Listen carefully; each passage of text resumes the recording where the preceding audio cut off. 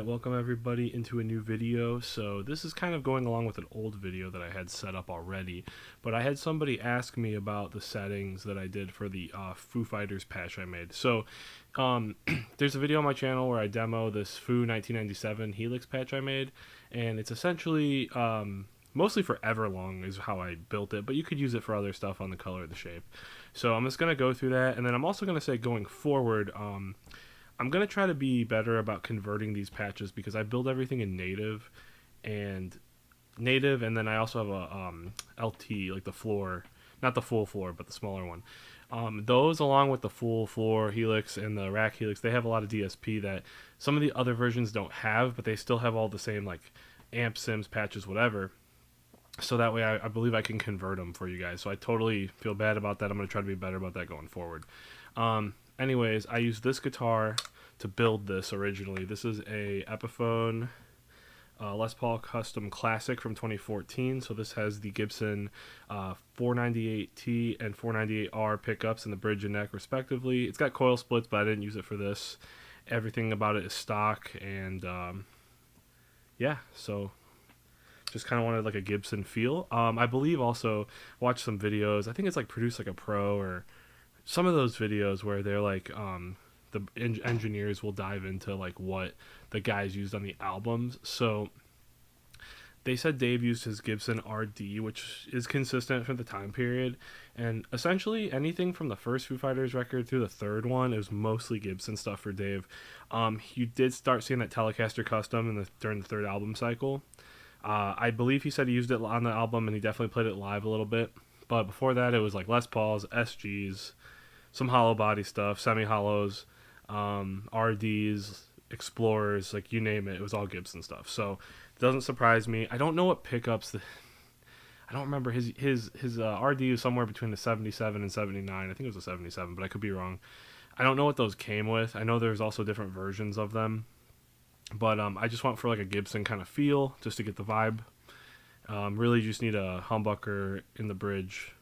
And then Pat used Kurt's live rig, and they said they were blowing up cabs left and right because it's huge power amps, and I believe they're Marshalls with V30s.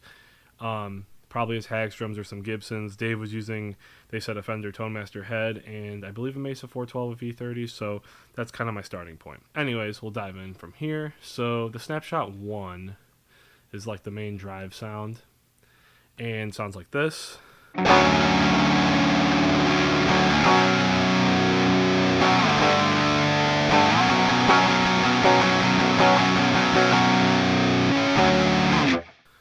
Now, consider that I made this with my monitors in this smaller room here where the sound bounces off the walls a lot.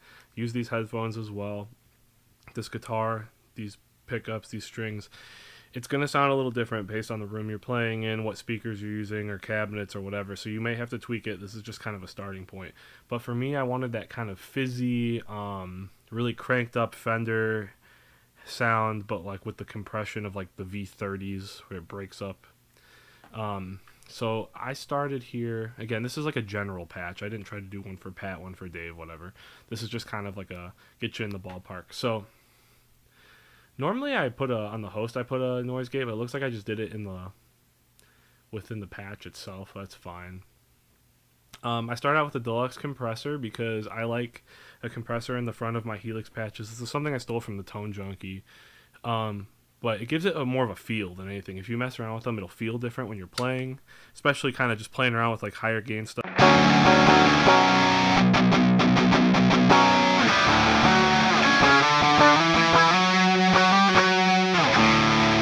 It kind of gives it this kind of tube compression type feel that you get from like kind of pushing your amp a little bit.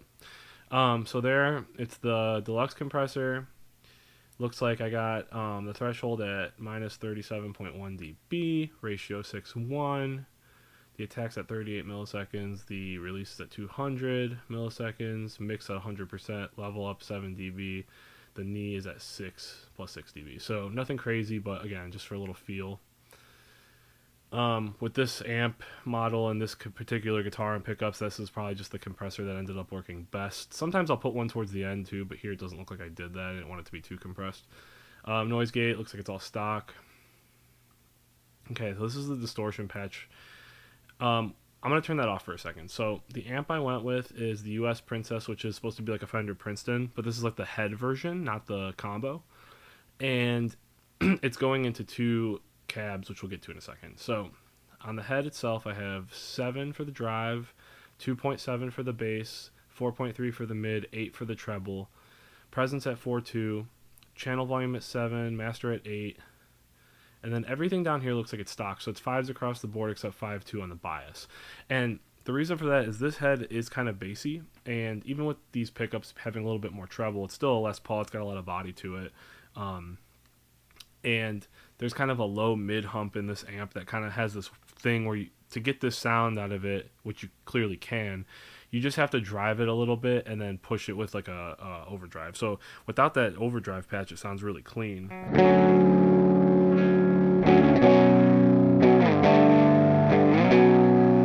Just like a broken up clean.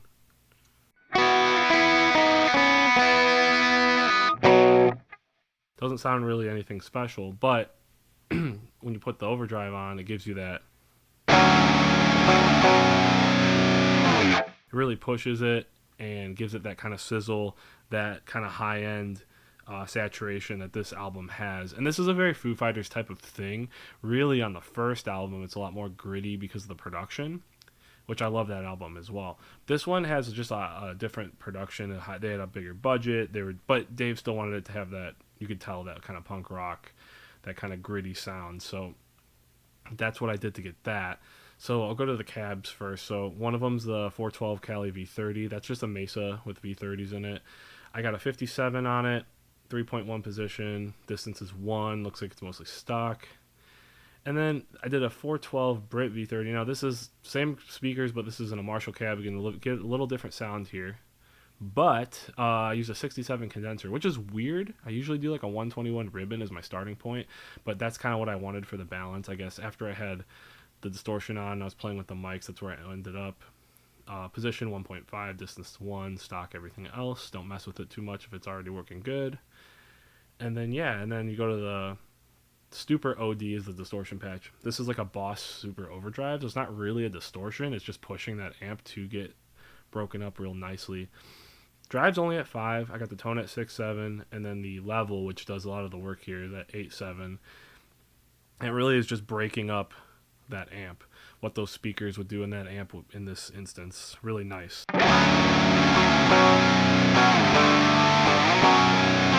And it will sound thin when you're not playing along with the record, because it's supposed to leave room for that bass guitar to fill out that bottom, that low end, the bass guitar, the kick drum. I think that a lot of people, like when you're just playing in your room or whatever, even if you are playing along with an album, you got to have low end in your guitar tone because it sounds too trebly. But these, again, are meant to kind of fill that space without getting too much into post-production, that mid-range guitar space. So then this splits off into 2 signals here. So this EQ, I just keep on. It's a simple EQ, just cutting out some of the low end frequencies here. You can see my numbers here, minus 2.3 dB, the low gain. 600 hertz is where my mid frequency's at. Mid gain 0, nothing messing around there. High gain plus 1.7 dB, levels just at 0. This is just kind of tying things up at the end. And then if I jump to snapshot 3, that just turns on this delay and this reverb. It's really subtle. I got a modulation / chorus echo, and the time's only at 30 milliseconds, and the feedback's only at 28%. I think it's 28 or 26. 28. I don't have my glasses on, sorry. And you can see the settings here, really, really, really subtle. Same thing for the verb. The reverb's just a dynamic room. Decay is only at 0.8 seconds, 10 milliseconds on the pre-delay, etc. Like, you guys can look through this on here, but it's very, very subtle. This is just like for if you want to put it on for some leads, or just like, forgot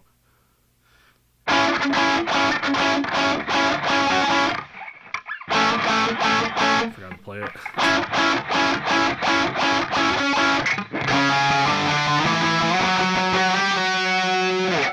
That kind of stuff. Nothing crazy. You can leave it on too the whole time if you want.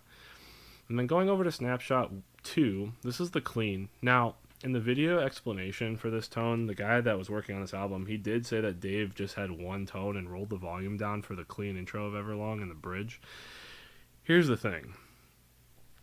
The volume pots, pickups, everything would have reacted a lot different, especially with an amp cranked up that loud, to where you lose some of that top end and it cleans it up and you have that sound. It's a little harder to do that same thing within this kind of world, especially depending on like what you're playing it through. So I just made a really basic clean one. So again, deluxe compressor, really the same settings. Amp plus cab, still the US Princess, but it's got the matching cab this time. You can see my settings are much less, so the drive's at 3, bass 2.2, mid 5.7, treble at 7, presence 3.1, and then the volumes are actually more too here. The channel volume's 8.4, and then the master's 8.9. Again, stock down here, all 5s with 5.2 in the bias. And then there's, again, a simple EQ, and then a couple delays. Same thing with that mod chorus echo, and then a little tube echo. Really subtle. Again, this is just, I played it on the neck pickup, but it's just